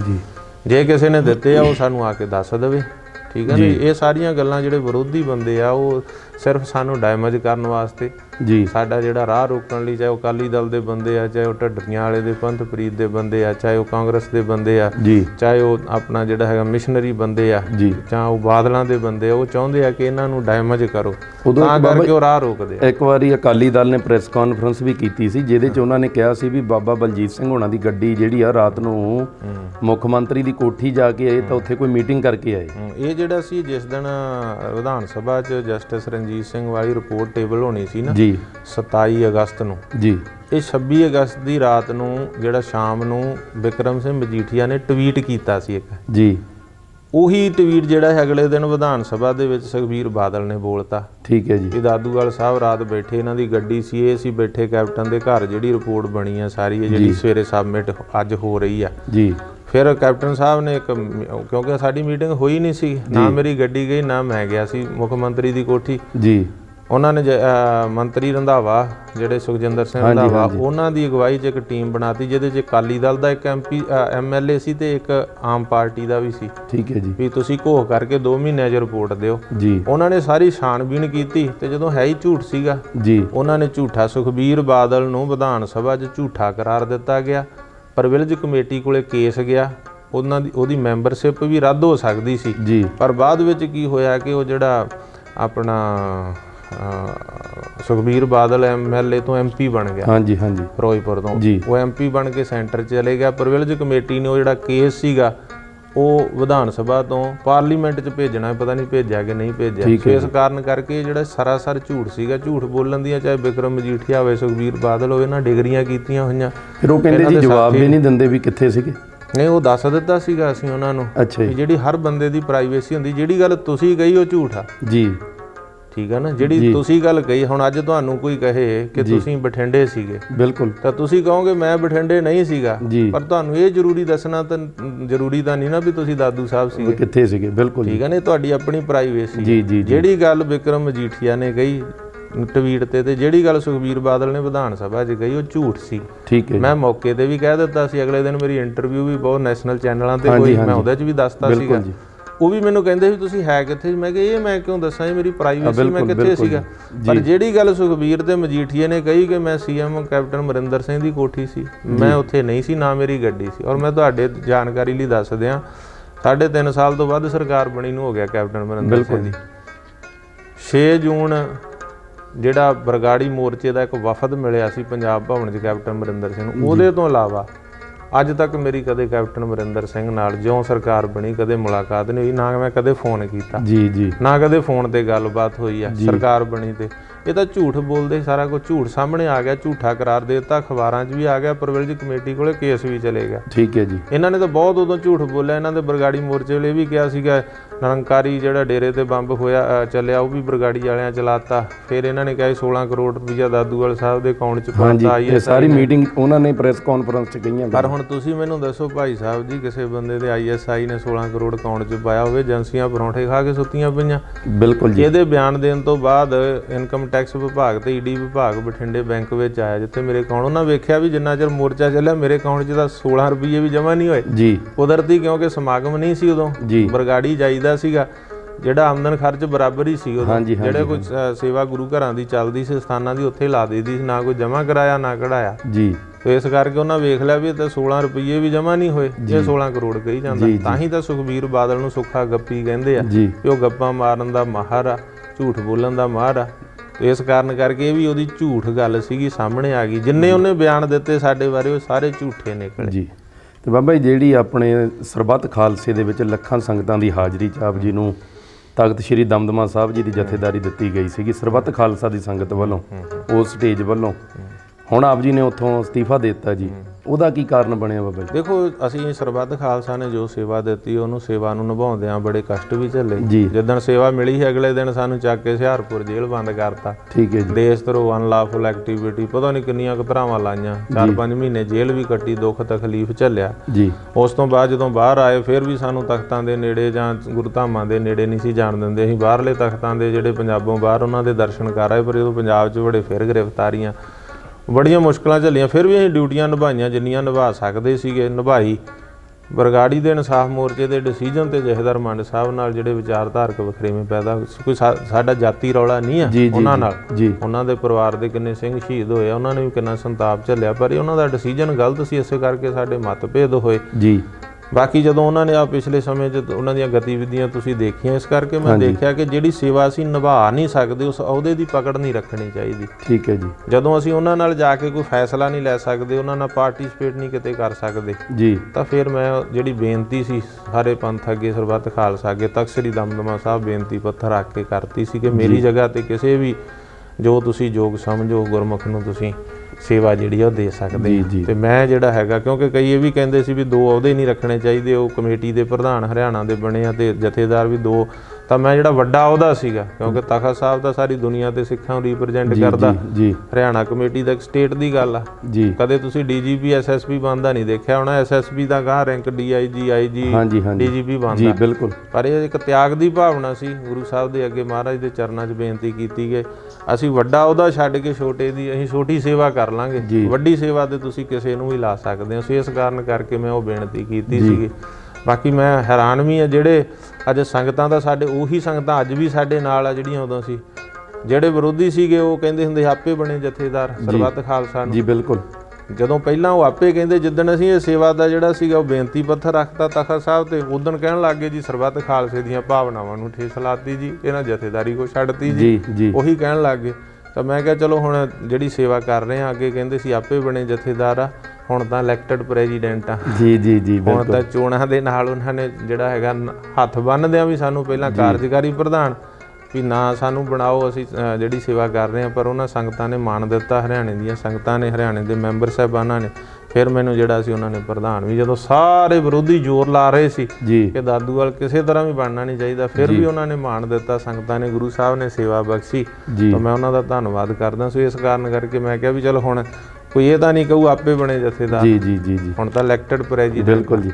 ਬਾਬਾ ਜੀ, ਆਉਣ ਵਾਲੇ ਸਮੇਂ 'ਚ SGPC ਦੀਆਂ ਚੋਣਾਂ ਵੀ ਆ ਰਹੀਆਂ, ਜੱਜ ਨਿਯੁਕਤ ਹੋ ਗਿਆ ਆ, ਉਹਨੂੰ ਕਿਸ ਨਜ਼ਰ ਨਾਲ ਦੇਖਦੇ ਤੁਸੀਂ? ਕਿੱਦਾਂ? ਇਸ ਤੋਂ ਪਹਿਲਾਂ ਮੈਂ ਸਮਝਦਾ ਕਿ ਦਿੱਲੀ ਕਮੇਟੀ ਦੀਆਂ ਚੋਣਾਂ ਆਉਣਗੀਆਂ। ਠੀਕ ਹੈ। ਦਿੱਲੀ ਸੇ ਗੁਰਦੁਆਰਾ ਪ੍ਰਬੰਧਕ ਕਮੇਟੀ ਜਿਹੜੀ ਆ ਉਹਦੀਆਂ ਚੋਣਾਂ, ਉਹਦੇ 'ਚ ਵੀ ਬਕਾਇਦਾ ਜਿਹੜਾ ਬਾਦਲਾਂ ਨੂੰ ਪਾਸੇ ਕਰਨ ਵਾਸਤੇ ਅਸੀਂ ਸਾਰਿਆਂ ਦਾ ਸਮਰਥਨ ਲਾਂਗੇ, ਸਾਰਿਆਂ ਨੂੰ ਦਿਆਂਗੇ, ਸਾਰਿਆਂ ਨੂੰ ਇੱਕ ਮੰਚ ਤੇ ਇਕੱਠੇ ਕਰਾਂਗੇ। ਇਸੇ ਤਰ੍ਹਾਂ SS ਸਾਰੋਂ ਸਾਹਿਬ ਚੋਣ ਕਮਿਸ਼ਨਰ SGPC ਦੇ ਨਿਯੁਕਤ ਹੋਏ ਆ, ਚੰਗੇ ਇਮਾਨਦਾਰ ਨੇ, ਬੇਦਾਗ ਨੇ, ਬੜੀ ਵਧੀਆ ਉਦੋਂ ਸੇਵਾ ਇਹਨਾਂ ਨੇ ਦਿੱਤੀ। ਜਦੋਂ ਸਰਸੇ ਵਾਲੇ ਦਾ ਫੈਸਲਾ ਸੀ ਪੰਚਕੂਲੇ, ਉਦੋਂ ਇਹ ਹਾਈ ਕੋਰਟ 'ਚ ਸੀਗੇ। ਠੀਕ ਹੈ ਜੀ। ਇਹਨਾਂ ਨੇ ਸ਼ਾਇਦ ਪਹਿਲੀ ਵਾਰੀ ਮੈਂ ਦੇਖਿਆ ਕਿ ਕੋਰਟ ਨੇ ਇਹ ਆਰਡਰ ਕੀਤਾ ਹੋਵੇ ਵੀ ਜੇ ਕੋਈ ਗੁੰਡਾਗਰਦੀ ਕਰਦਾ ਤਾਂ ਹਥਿਆਰ ਦੀ ਵਰਤੋਂ ਪੁਲਿਸ ਕਰ ਸਕਦੀ ਹੈ। ਜੀ ਬਿਲਕੁਲ। ਫਿਰ ਜਦੋਂ ਉਹਨਾਂ ਗੁੰਡਾਗਰਦੀ ਸ਼ੁਰੂ ਕੀਤੀ ਤੇ ਨਾਲ ਦੀ ਨਾਲ ਆਰਡਰ ਸਾਰੋਂ ਸਾਹਿਬ ਦਾ ਸੀਗਾ ਕਿ ਜਿੰਨਾ ਨੁਕਸਾਨ ਕਰਨਗੇ ਉਹ ਡੇਰੇ ਦੀ ਪ੍ਰਾਪਰਟੀ ਵੇਚ ਕੇ ਭਰਿਆ ਜਾਵੇ। ਠੀਕ ਹੈ ਜੀ। ਤਾਂ ਫਿਰ ਉਹ ਬਹੁਤ ਸਾਰਾ ਨੁਕਸਾਨ ਜਿਹੜਾ ਸੀ ਟਲ ਗਿਆ। ਸੋ ਇਸ ਤਰ੍ਹਾਂ ਦੇ ਜਿਹੜੇ ਮੈਂ ਸਮਝਦਾ ਧੜੱਲੇਦਾਰ ਜੱਜ ਸਾਹਿਬ ਇਹਦੇ ਚੋਣ ਕਮਿਸ਼ਨਰ ਲਾਏ ਆ, ਉਹ ਬਾਦਲਾਂ ਦੀ ਜਿਹੜੀ ਨਹੀਂ ਮੰਨਣਗੇ, ਔਰ ਬਾਦਲਾਂ ਦੀ ਜਿਹੜੀ ਗੁੰਡਾਗਰਦੀ ਹਰ ਵਾਰੀ ਉਹ ਕਰਦੇ ਸੀ, ਆਪਦੀਆਂ ਵੋਟਾਂ ਬਣਾ ਕੇ ਤੇ ਜਿੱਤ ਜਾਂਦੇ ਸੀ। ਇਸ ਵਾਰ ਨਹੀਂ ਹੋਊਗਾ, ਨਿਰਪੱਖ ਜੀਆਂ ਵੋਟਾਂ ਬਣਨਗੀਆਂ ਤੇ ਨਿਰਪੱਖ ਜਿਹੜਾ ਹੈਗਾ ਸਹੀ ਵੋਟਾਂ ਬਣ ਕੇ ਸਹੀ ਵਰਤੋਂ ਹੋਊਗੀ। ਤੇ ਉਸ ਤੋਂ ਬਾਅਦ ਅਸੀਂ ਇੱਧਰ ਵੀ ਸਾਰੇ ਜਿੰਨੇ ਹੈਗੀਆਂ ਜਥੇਬੰਦੀਆਂ ਬਾਦਲ ਨੂੰ ਪਾਸੇ ਕਰਨ ਵਾਸਤੇ, ਨਰੈਣੂ ਮਹੰਤ ਤੇ ਮਸੇ ਰੰਗੜ ਨੂੰ ਹਟਾਉਣ ਵਾਸਤੇ, ਮਲਕ ਭਾਗੋ ਦੇ ਵਾਰਸਾਂ ਨੂੰ ਸਾਰਿਆਂ ਨੂੰ ਇਕੱਠੇ ਕਰਾਂਗੇ ਇੱਕ ਪਲੇਟਫਾਰਮ ਤੇ। ਇਹ ਤਾਂ ਸਾਡਾ ਹੱਕ ਆ, ਚਾਹੇ ਦਿੱਲੀ ਕਮੇਟੀ ਆ, ਚਾਹੇ ਅੰਮ੍ਰਿਤਸਰ ਸ਼੍ਰੋਮਣੀ ਕਮੇਟੀ ਆ, ਧਾਰਮਿਕ ਚੋਣਾਂ, ਇਹਦੇ 'ਚ ਪੂਰਾ ਪਾਰਟੀਸਪੇਟ ਜਿਹੜਾ ਕਰਾਂਗੇ। ਪਰ ਇਸ ਤੋਂ ਪਹਿਲਾਂ ਇੱਕ ਫੈਸਲਾ ਹੋਊਗਾ, ਕਿਉਂਕਿ 11 ਸੀਟਾਂ ਹਰਿਆਣੇ 'ਚੋਂ ਹੁੰਦੀਆਂ ਸੀਗੀਆਂ ਤੇ ਹਰਿਆਣੇ 'ਚ ਵੱਖਰੀ ਕਮੇਟੀ ਬਣ ਗਈ ਆ। ਹੁਣ ਜੱਜ ਸਾਹਿਬ ਇਹਨਾਂ 11 ਸੀਟਾਂ ਨੂੰ ਛੱਡਣਗੇ ਜਾਂ ਸੁਪਰੀਮ ਕੋਰਟ ਦਾ ਫੈਸਲਾ ਪਹਿਲਾਂ ਆਊਗਾ, ਫਿਰ ਚੋਣਾਂ ਹੋਣਗੀਆਂ। ਕਿਉਂਕਿ ਵਿਧਾਨ ਸਭਾ 'ਚ ਬਿੱਲ ਪਾਸ ਕਰਕੇ ਬਕਾਇਦਾ ਜਿਹੜੀ ਹਰਿਆਣਾ ਸੇ ਗੁਰਦੁਆਰਾ ਪ੍ਰਬੰਧਕ ਕਮੇਟੀ ਜਿਹੜੀ ਆ ਹੋਂਦ ਵਿੱਚ ਆਈ ਆ ਤੇ ਚੰਗੇ ਬੰਦਿਆਂ ਨੂੰ ਅੱਗੇ ਲਿਆਉਣ ਵਾਸਤੇ ਅਸੀਂ ਪੂਰਾ ਵਾਹ ਲਾਵਾਂਗੇ। ਬਾਬਾ ਜੀ, ਜਿੱਦਾਂ ਗਿਆਨੀ ਹਰਪ੍ਰੀਤ ਸਿੰਘ ਹੋਣੀ ਆ, ਕਾਰਜਕਾਰੀ ਜਥੇਦਾਰ ਅਕਾਲ ਤਖਤ ਸਾਹਿਬ ਦੇ, ਤੁਹਾਡੀਆਂ ਨਜ਼ਰਾਂ 'ਚ ਉਹਨਾਂ ਦਾ ਕਿਰਦਾਰ ਕਿੱਦਾਂ ਦਾ? ਕਿਉਂਕਿ ਕਾਫੀ ਲੋਕ ਉਹਨਾਂ ਨੂੰ ਚੰਗਾ ਮੰਨ ਰਹੇ ਜੀ ਇਸ ਟਾਈਮ, ਵੀ ਬਹੁਤ ਵਧੀਆ ਕਾਰਜ ਕਰਦੇ ਆ। ਦੇਖੋ, ਜਿਹੜੀ ਪੋਸਟ ਜਿਹੜੀ ਹੈ ਨਾ, ਉਹ ਬੜੀ ਸੈਂਸੀਟਿਵ ਪੋਸਟ, ਅਕਾਲ ਤਖਤ ਸਾਹਿਬ ਦੀ ਪੋਸਟ। ਉੱਥੇ ਮੈਂ ਦੇਖਦਾ ਝਾਟੀ ਸਵੇਰ ਨੂੰ ਅਕਾਲੀ ਫੂਲਾ ਸਿੰਘ ਬਣਾਇਆ ਹੁੰਦਾ ਤੇ ਸ਼ਾਮ ਨੂੰ ਗਦਾਰ ਬਣਾਇਆ ਹੁੰਦਾ। ਬਿਲਕੁਲ ਬਿਲਕੁਲ, ਉਹ ਪੋਸਟ ਹੀ ਇਦਾਂ ਦੀ, ਇੱਕ ਫੈਸਲੇ ਨਾਲ ਤੁਹਾਨੂੰ ਉਹ ਬਹੁਤ ਉੱਤੇ ਲੈ ਜਾਂਦੀ ਹੈ ਸੰਗਤ ਦੇ, ਇੱਕ ਫੈਸਲੇ ਨਾਲ ਜਦੋਂ ਚੁੱਪ ਵੀ ਰਹਿ ਜਾਓ ਤਾਂ ਵੀ ਥੱਲੇ ਲੈ ਜਾਂਦੇ ਆ। ਬਾਕੀ ਇਹ ਪਹਿਲੀ ਵਾਰ ਸ਼ਾਇਦ ਹੋਇਆ ਕਿ 2 ਤਖਤਾਂ ਦਾ ਇੱਕ ਜਥੇਦਾਰ ਇਸ ਤਰੀਕੇ ਨਾਲ, ਉਹ ਵੀ SGPC ਵੱਲੋਂ, ਕਿ ਗੁਰਸਿੱਖਾਂ ਦੀ ਘਾਟ ਆ ਜਾਂ ਕੀ ਆ, ਜਾਂ ਸਰਬੱਤ ਖਾਲਸਾ ਵਾਲੇ। ਦੇਖੋ, ਸਰਬੱਤ ਖਾਲਸਾ ਨੇ ਜਥੇਦਾਰ ਬਣਾਏ ਸੀ, ਫਿਰ ਬਣਾਉਣੇ ਹੀ ਨਹੀਂ ਸੀ ਚਾਹੀਦੇ SGPC ਨੂੰ। ਬਿਲਕੁਲ ਜੀ, ਜੇ ਬਣਾਏ ਵੀ ਆ ਤਾਂ 2 ਤਖਤਾਂ ਦਾ ਇੱਕ ਪਤਾ ਨਹੀਂ ਉਹਨਾਂ ਦੀ ਕੀ ਭਾਵਨਾ, ਇੱਕ ਜਗ੍ਹਾ ਦਾ ਉਹ ਫੁੱਲ ਜਥੇਦਾਰ, ਇੱਕ ਜਗ੍ਹਾ ਦਾ ਕਾਰਜਕਾਰੀ ਜਥੇਦਾਰ। ਬਾਕੀ ਐਜ ਦੀ ਗੁਰਸਿੱਖ ਅਸੀਂ ਸਾਰਿਆਂ ਨੂੰ ਜਿਹੜਾ ਹੈਗਾ ਗੁਰਸਿੱਖੀ ਨਾਤੇ, ਜਦੋਂ ਉਹਨਾਂ ਤੇ ਉਹ ਰਵਨੀਤ ਬਿੱਟੂ ਦਾ ਬਿਆਨ ਆਇਆ ਸੀ, ਉਦੋਂ ਆਪ ਜੀ ਨੇ ਉਹਨਾਂ ਦੇ ਨਹੀਂ ਦਿੱਤਾ, ਮੈਂ ਇੱਕ ਗੁਰਸਿੱਖ ਹੋਣ ਦੇ ਨਾਤੇ ਮੈਂ ਕਿਹਾ ਰਵਨੀਤ ਬਿੱਟੂ ਕੌਣ ਹੁੰਦਾ ਇਹੋ ਜੀ ਗੱਲ ਕਹਿਣ ਵਾਲਾ। ਠੀਕ ਹੈ ਨਾ, ਇਸ ਕਾਰਨ ਕਰਕੇ ਐਜ ਦੀ ਗੁਰਸਿੱਖ ਮੈਂ ਉਹਨਾਂ ਦੀ ਸਪੋਰਟ ਕੀਤੀ ਸੀਗੀ ਇਸ ਗੱਲ ਤੋਂ। ਗਿਆਨੀ ਹਰਪ੍ਰੀਤ ਸਿੰਘ ਨੂੰ ਇਹ ਕੌਣ, ਉਹਦੇ ਤੋਂ ਪਹਿਲਾਂ ਸਾਡੇ ਨਾਲ ਗੱਲ ਕਰ ਲਈ ਰਵਨੀਤ ਬਿੱਟੂ, ਹੈ ਨਾ। ਸੋ ਇਸ ਕਾਰਨ ਕਰਕੇ ਐਜ ਦੀ ਗੁਰਸਿੱਖ ਆਪਾਂ ਸਭ ਦਾ ਸਤਿਕਾਰ ਕਰਦੇ ਹਾਂ, ਸਭ ਦੀ ਰਿਸਪੈਕਟ ਕਰਦੇ ਹਾਂ। ਪਰ ਜਿੱਥੋਂ ਤੱਕ ਹੈਗੀ ਹੈ ਜਥੇਦਾਰੀ ਦੀ ਗੱਲ, ਜਥੇਦਾਰੀ ਤਾਂ ਬੜੀ ਉਹ ਔਖੀ ਆ ਨਿਭਾਉਣੀ ਅਕਾਲ ਤਖਤ ਸਾਹਿਬ ਦੀ। ਔਰ ਉਹ ਜਿੰਨਾ ਚਿਰ ਨਿਰਪੱਖ ਸਿਆਸੀ ਗਲਬੇ ਤੋਂ ਰਹਿਤ ਉੱਥੇ ਜਥੇਦਾਰ ਨਹੀਂ ਹੁੰਦਾ, ਉਹਨਾਂ ਚਿਰ ਉੱਥੇ ਦੀ ਜਥੇਦਾਰੀ ਨਿਭਾਉਣੀ ਅਕਾਲੀ ਫੂਲਾ ਸਿੰਘ ਵਰਗੀ ਉਹ ਮੁਮਕਿਨ ਨਹੀਂ ਆ। ਪਤਾ ਇੱਕ ਬਿਆਨ ਨਾਲ ਸਾਡੀ ਕੌਮ 'ਚ ਵੀ ਐਸਾ, ਇੱਕ ਬਿਆਨ ਆ ਜੇ ਤਾਂ ਉਹਦੇ ਨਾਲ ਲਾਲਾ ਲਾਲਾ ਲਾਲਾ ਅਕਾਲੀ ਫੂਲਾ ਸਿੰਘ ਆ ਗਿਆ ਜੀ, ਦੂਜਾ ਬਿਆਨ ਆ ਗਿਆ ਜੇ ਕੋਈ ਜਾਂ ਕੋਈ ਚੁੱਪ ਹੀ ਰਹਿ ਗਿਆ, ਬਸ ਜੀ ਇਹ ਵਿਕ ਗਿਆ ਜੀ, ਇਹ ਗਦਾਰ ਜੀ, ਉਦੋਂ ਹੈਪੀ ਭਾਜੀ, ਹੈਪੀ ਪਤਾ ਨਹੀਂ ਕੀ ਕੁਛ ਕਹਿਣ ਲੱਗ ਜਾਂਦੇ ਆ ਨਾ, ਉਦੋਂ ਨਾਮ ਨਹੀਂ ਪੂਰਾ ਲੈਂਦੇ। ਬਿਲਕੁਲ ਜੀ। ਸੋ ਇਸ ਤਰ੍ਹਾਂ ਦਾ ਰੁਝਾਨ ਸਾਡੀ ਕੌਮ ਦੇ ਵਿੱਚ ਮੈਂ ਦੇਖ ਰਿਹਾ। ਗੁਰੂ ਕਿਰਪਾ ਕਰੇ ਅਸੀਂ ਇਸ ਰੁਝਾਨ ਚੋਂ ਨਿਕਲ ਕੇ ਸਹੀ ਪਾਸੇ ਆ ਸਕੀਏ ਕਿ ਸਾਡੇ ਤਖਤ ਜਿਹੜੇ ਉਹ ਸਿਆਸੀ ਗਲਬੇ ਤੋਂ ਮੁਕਤ ਹੋ ਸਕਣ ਤੇ ਜਿਹੜੇ ਯੋਗ ਵਿਅਕਤੀ ਆ ਉਹਨਾਂ ਸੇਵਾਵਾਂ ਤੇ ਆਉਣ, ਤਾਂ ਕਿ ਕੌਮ ਦੀ ਜਿਹੜੀ ਅਗਵਾਈ ਵਧੀਆ ਤਰੀਕੇ ਨਾਲ ਹੋ ਸਕੇ। ਬਾਬਾ ਜੀ, 2 ਸਵਾਲ ਮੇਰੇ ਆਪ ਜੀ ਦੇ ਨਾਲ ਹੋਰ, ਫਿਰ ਆਪਾਂ ਇੰਟਰਵਿਊ ਨੇੜੇ ਕਰਾਂਗੇ ਜੀ।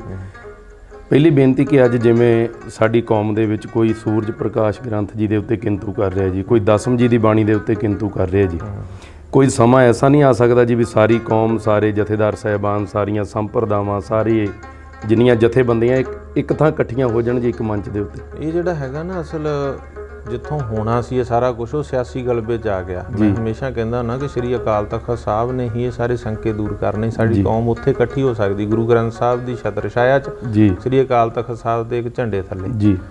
ਤਾਂ ਉਹਨਾਂ ਨੇ ਸਿਆਸੀ ਗਲਬਾ ਪਾ ਕੇ ਸਗੋਂ ਉਹਨਾਂ ਨੇ ਇਸ ਤਰ੍ਹਾਂ ਦੇ ਵਖਰੇਵੇਂ ਪੈਦਾ ਕੀਤੇ ਆ, ਸ਼ੰਕਾਵਾਂ ਪੈਦਾ ਕੀਤੀਆਂ। ਕੋਈ ਦਸਮ ਗ੍ਰੰਥ ਸਾਹਿਬ ਤੇ ਕਰੀ ਜਾਂਦਾ, ਕੋਈ ਸ੍ਰੀ ਗੁਰਪ੍ਰਤਾਪ ਸੂਰਜ ਗ੍ਰੰਥ ਤੇ ਕਰੀ ਜਾਂਦਾ, ਕੋਈ ਮਰਿਆਦਾ ਤੇ, ਕੋਈ ਮੂਲ ਮੰਤਰ ਤੇ, ਕਿੰਨੀਆਂ ਗੱਲਾਂ ਨੇ ਜਿਹੜੀਆਂ ਸਾਡੇ ਸਾਹਮਣੇ ਆ। ਬਿਲਕੁਲ। ਤਾਂ ਹੀ ਅਸੀਂ ਕਹਿ ਰਹੇ ਕਿ ਸ਼੍ਰੋਮਣੀ ਗੁਰਦੁਆਰਾ ਪ੍ਰਬੰਧਕ ਕਮੇਟੀ ਨੂੰ ਇਸ ਸਿਆਸੀ ਗਲਬੇ 'ਚੋਂ ਹਟਾ ਕੇ ਨਿਰਪੱਖ ਸਿੱਖਾਂ ਦੇ ਹੱਥ ਵਿੱਚ ਆਵੇ। ਫਿਰ ਕੌਮ ਦੀਆਂ ਜਥੇਬੰਦੀਆਂ ਦੇ ਵਿਦਵਾਨ ਲੈ ਕੇ, ਚਾਹੇ ਉਹ ਬੁੱਧੀਜੀਵੀ ਆ, ਚਿੰਤਕ ਆ, ਮਿਸ਼ਨਰੀ ਆ, ਟਕਸਾਲੀ ਆ, ਨਿਹੰਗ ਸਿੰਘ ਜਥੇਬੰਦੀਆਂ, ਸਭ ਨੂੰ ਉੱਥੇ ਬਿਠਾ ਕੇ ਕਮੇਟੀ ਬਣਾ ਦਿਓ।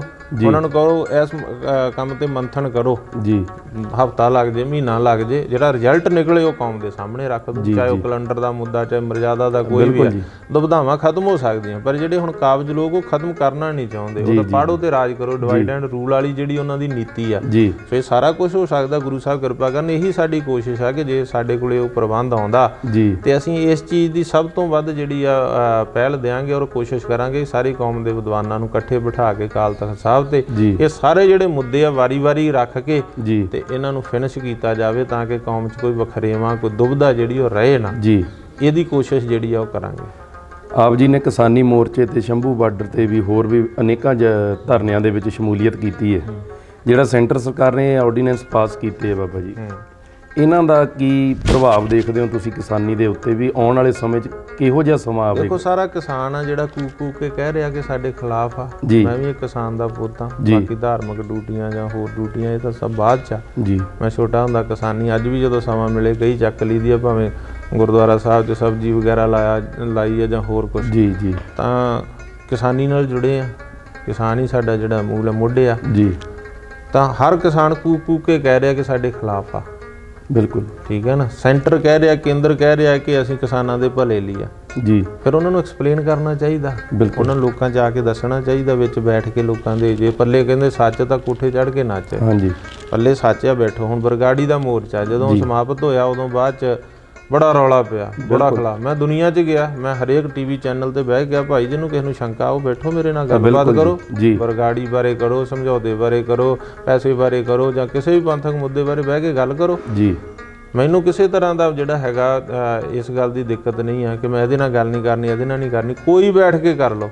ਮੇਰੇ ਕੋਲ ਜੇ ਮੈਂ ਨੀਅਤ ਸਾਫ਼ ਆ, ਇਮਾਨਦਾਰੀ ਨਾਲ ਕੰਮ ਕੀਤਾ ਤੇ ਅਸੀਂ ਗੱਲ ਕਰਨ ਨੂੰ ਤਿਆਰ ਆ। ਅਸੀਂ ਕਿਸੇ ਗੱਲ 'ਚ ਗੁਨਾਹਗਾਰ ਹੀ ਨਹੀਂ ਆ। ਬਿਲਕੁਲ ਬਿਲਕੁਲ। ਤੇ ਇਸੇ ਤਰ੍ਹਾਂ ਉਹਨਾਂ ਨੂੰ ਕੇਂਦਰ ਨੂੰ ਚਾਹੀਦਾ ਕਿ MSP ਦੀ ਗੱਲ ਆ, ਬਿੱਲਾਂ ਦੀ ਗੱਲ ਆ, ਉਹਨਾਂ ਨੂੰ ਆ ਕੇ ਕਿਸਾਨਾਂ 'ਚ ਕਰਨੀ ਚਾਹੀਦੀ ਆ। ਕਿਸਾਨਾਂ ਨੂੰ ਦੱਸਣਾ ਚਾਹੀਦਾ ਵੀ ਤੁਹਾਡਾ ਭਲਾ ਕਿਵੇਂ ਆ। ਜੇ ਕਿਸਾਨ ਕਹਿੰਦੇ ਨਹੀਂ ਆ ਇਸ ਨਾਲ ਭਲਾ, ਤੇ ਕੇਂਦਰ ਨੇ ਲੋਕਾਂ ਦੇ ਭਲੇ ਲਈ ਸਰਕਾਰਾਂ ਬਣਦੀਆਂ, ਕੇਂਦਰ ਨੂੰ ਬਦਲ ਦੇਣਾ ਚਾਹੀਦਾ। ਬਿਲਕੁਲ ਜੀ। ਕਿਉਂ ਕਾਰਪੋਰੇਟ ਘਰਾਣੇ ਅਬਾਨੀ ਅਡਾਨੀ ਨੂੰ ਜਦੋਂ ਨਹੀਂ ਲੋਕ ਚਾਹੁੰਦੇ ਤਾਂ ਕਿਉਂ ਦੇਣਾ ਸਾਰਾ ਕੁਝ? ਬਿਲਕੁਲ ਬਿਲਕੁਲ। ਲੋਕ ਖੇਤੀ ਕਰ ਰਹੇ ਆ, ਖੇਤੀ ਕਰਨ ਦਿਓ। ਹੁਣ ਕੇਂਦਰ ਨੇ ਜਿਹੜੇ ਆਪਣਾ ਰੇਟ ਤਾਂ ਬੰਨੇ ਹੋਏ ਆ, ਪਰ ਉਹਨਾਂ ਰੇਟਾਂ ਤੇ ਕੋਈ ਖਰੀਦਦਾ ਹੀ ਨਹੀਂ ਖਰੀਦਦਾ। ਜੇ ਪੰਜਾਬ ਹਰਿਆਣੇ ਜਾਂ ਇੱਕ ਦੋ ਸਟੇਟਾਂ ਜਾਂ ਹੋਰ ਦੋ ਚਾਰ 'ਚ MSP ਚੱਲਦੀ ਆ ਤੇ ਚੱਲਣ ਦੇਣੀ ਚਾਹੀਦੀ ਆ। ਹੁਣ ਮੱਕੀ ਦਾ ਰੇਟ 1700-1800 ਰੁਪਈਆ, ਸਰਕਾਰ ਨੇ 1800 ਬੰਨਿਆ, ਲੈਂਦਾ ਕੋਈ 900-1000 ਨੂੰ ਨਹੀਂ ਆ। ਬਿਲਕੁਲ ਜੀ। ਇਸੇ ਤਰ੍ਹਾਂ ਜਿਹੜਾ ਹੈਗਾ ਕਣਕ ਝੋਨਾ ਦੋ ਹੀ ਫਸਲਾਂ ਇੱਥੇ। ਜੇ ਫਸਲੀ ਚੱਕਰ ਸਾਰੀਆਂ ਸਰਕਾਰਾਂ ਕਹਿੰਦੀਆਂ, ਪਰ ਕੋਈ ਫਸਲੀ ਚੱਕਰ ਦਿਓ ਵੀ ਇੱਥੇ। ਜੀ। ਕਿਹੜੀ ਫਸਲ ਬੀਜਣ ਜਿਹੜੀ ਤੁਸੀਂ ਚੁੱਕੋਗੇ, ਉਹ ਜੀ ਦੱਸੋ ਵੀ।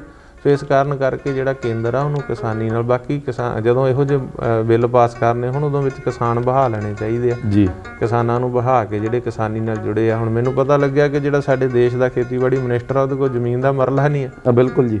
ਜਿਹਨੇ ਕਦੇ ਮੂਲੀਆਂ ਨਹੀਂ ਬੀਜੀਆਂ, ਸਲਗਮ ਨਹੀਂ ਬੀਜੇ, ਉਹਨੇ ਕਿਸਾਨੀ ਬਾਰੇ ਕੀ ਉਹਨੇ ਕਰਨਾ? ਜੀ ਜੀ। ਬਾਕੀ ਖੇਤੀਬਾੜੀ ਤਾਂ ਤੁਸੀਂ ਛੱਡ ਦਿਓ। ਇਸ ਕਰਕੇ ਕੇਂਦਰ ਨੂੰ ਚਾਹੀਦਾ, ਜਿੱਥੇ ਉਹ ਹੋਰ ਆ, ਦੇਖੋ ਕੇਂਦਰ 2000 ਰੁਪਈਆ ਕਿਸਾਨਾਂ ਦੇ ਖਾਤੇ 'ਚ ਪਾ ਰਹੀ ਆ, 6000 ਰੁਪਈਆ ਸਾਲ ਦਾ ਪਾਉਂਦੇ ਆ। ਜੀ। ਇਹਨੂੰ 6000 ਨੂੰ ਨਾ ਪਾਓ ਤੁਸੀਂ, ਪਰ ਤੁਸੀਂ ਉਹਨਾਂ ਦਾ ਮੁੱਲ, ਮਿਹਨਤ ਦਾ ਮੁੱਲ ਤਾਂ ਦਿਓ ਮਜ਼ਦੂਰਾਂ ਨੂੰ, ਆੜ੍ਹਤੀਆਂ ਨੂੰ, ਕਿਸਾਨਾਂ ਨੂੰ, ਉਹਨਾਂ ਦੀ ਫਸਲ ਦਾ ਮੁੱਲ ਤਾਂ ਦਿਓ। ਬਿਲਕੁਲ ਜੀ। ਲੋਕ ਆਹ ਕੁਛ ਚਾਹੁੰਦੇ ਆ, ਪਰ ਇਹ ਕੀ ਕਰਦੇ ਆ, ਜਿਵੇਂ ਇੱਥੇ ਬਾਦਲ ਨੇ ਕੀਤਾ ਇਹ ਆਟਾ ਲਓ ਦਾਲ ਲਓ। ਹਾਂਜੀ। ਇਹ ਲੋਕਾਂ ਨੂੰ ਮੰਗਤੇ ਬਣਾ ਕੇ ਰੱਖਣਾ ਚਾਹੁੰਦੇ ਆ ਵੀ ਸਾਡੇ ਮੰਗਤੇ ਬਣ ਜਾਓ। ਇਸੇ ਤਰ੍ਹਾਂ ਆ ਜਿਹੜਾ ਹੈਗਾ ਇਹ ਸਾਰੀਆਂ ਚੀਜ਼ਾਂ ਖਤਮ ਕਰਕੇ ਬਿੱਲ ਪਾਸ, ਲੋਕਾਂ ਦੀਆਂ ਜ਼ਮੀਨਾਂ ਲੈ ਲਓ, ਲੋਕ ਮਜ਼ਦੂਰ ਬਣਾ ਦਿਓ, ਆਪਣੇ ਦਰ ਦੇ ਮੰਗਤੇ ਬਣਾ ਲਓ। ਪਰ ਜਿਹੜੇ ਬਹਾਦਰ ਲੋਕ ਆ ਉਹ ਨਹੀਂ ਇਸ ਚੀਜ਼ ਨੂੰ ਪ੍ਰਵਾਨ ਕਰਦੇ।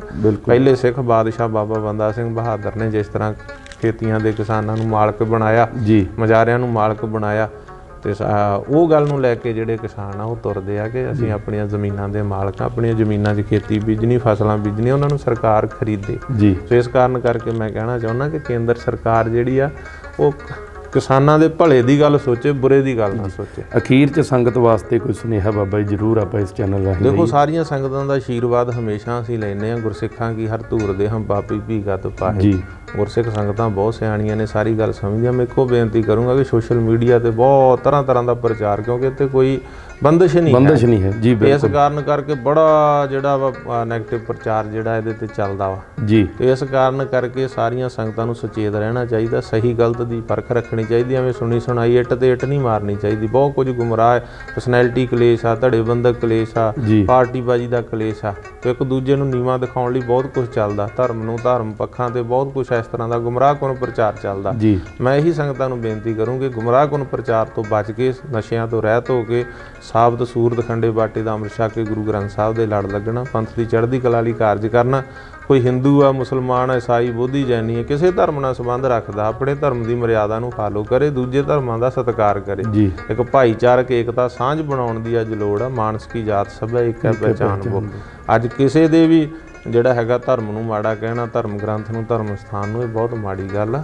ਹਰ ਬੰਦੇ ਨੂੰ ਆਪੋ ਆਪਣੀ ਧਾਰਮਿਕ ਆਜ਼ਾਦੀ ਹੋਣੀ ਚਾਹੀਦੀ। ਜਿਹੜੇ ਰਾਜ ਕਰ ਰਹੇ ਲੋਕ ਆ ਉਹਨਾਂ ਨੂੰ ਵੀ ਇਸ ਪਾਸੇ ਖਿਆਲ ਕਰਨਾ ਚਾਹੀਦਾ। ਤੇ ਸੰਗਤਾਂ ਨੂੰ ਮੇਰੀ ਅਪੀਲ ਆ ਕਿ ਸਾਰਿਆਂ ਨਾਲ ਭਾਈਚਾਰਕ ਸਾਂਝ, ਇੱਕ ਪ੍ਰੇਮ ਸਾਚ ਕਹੋ ਸੁਣ ਲਿਓ ਸਭੈ ਜਨ ਪ੍ਰੇਮ ਕੀਓ ਤਿਨ ਹੀ ਤਿਨ ਹੀ ਪ੍ਰਭ ਪਾਇਓ। ਜੀ ਸਤਿਗੁਰ ਦੇ ਇਹਨਾਂ ਸਿਧਾਂਤਾਂ ਦੇ ਉੱਤੇ ਚੱਲ ਕੇ ਸਾਨੂੰ ਜਿਹੜਾ ਹੈਗਾ ਜੀਵਨ ਬਸਰ ਕਰਨਾ ਚਾਹੀਦਾ। ਗੁਰੂ ਸਾਹਿਬ ਨੇ ਧਰਮ ਦੀ ਕਿਰਤ ਕਰੋ, ਨਾਮ ਜਪੋ, ਵੰਡ ਛਕੋ, ਜੀ ਪੂਜਾ ਕਾਲ ਕੀ ਪਰਜਾ, ਸ਼ਬਦ ਕਾ ਦੀਦਾਰ ਖਾਲਸੇ। ਬਿਲਕੁਲ ਸਿਧਾਂਤ ਦਿੱਤਾ, ਉਹਦੇ ਤੇ ਸਾਨੂੰ ਪਹਿਰਾ ਦੇ ਕੇ ਗੁਰੂ ਦੀਆਂ ਖੁਸ਼ੀਆਂ ਜਿਹੜੀਆਂ ਉਹ ਪ੍ਰਾਪਤ ਕਰਨੀਆਂ। ਅਸੀਂ ਵੀ ਬਾਬਾ ਜੀ ਅੱਜ ਤੋਂ ਸਾਲ ਕੁ ਪਹਿਲਾਂ ਨਾ ਇੱਕ ਮਨ 'ਚ ਫੁਰਨਾ ਫੁਰਿਆ ਸੀਗਾ ਵੀ ਜਿੱਦਾਂ ਆਪ ਜੀ ਨੇ ਦੱਸਿਆ ਹੀ ਆ ਵੀ ਪਰਸਨੈਲਿਟੀ ਦੇ ਤੌਰ ਤੇ ਵੀ ਸਾਡੀ ਆਪਸ ਵਿੱਚ ਈਰਖਾ ਰਹਿੰਦੀ ਆ ਵੀ ਕੋਈ ਸਾਡੇ ਤੋਂ ਅੱਗੇ ਨਾ ਚਲਿਆ ਜਾਵੇ।